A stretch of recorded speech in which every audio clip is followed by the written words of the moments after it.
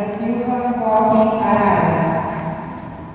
Em quinto lugar, com 38,45, Viviane da Silva Tavares, do Colégio Leonardo da Vinci, Mauá.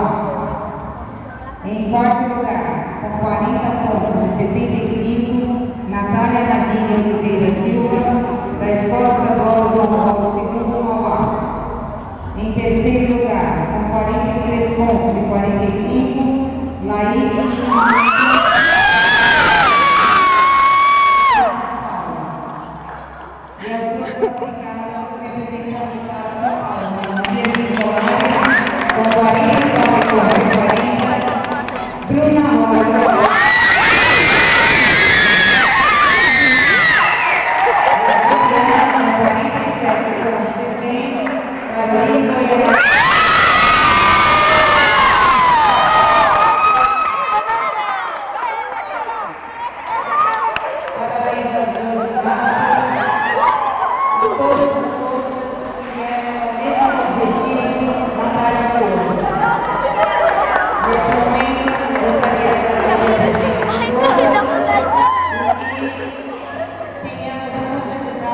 Oliveira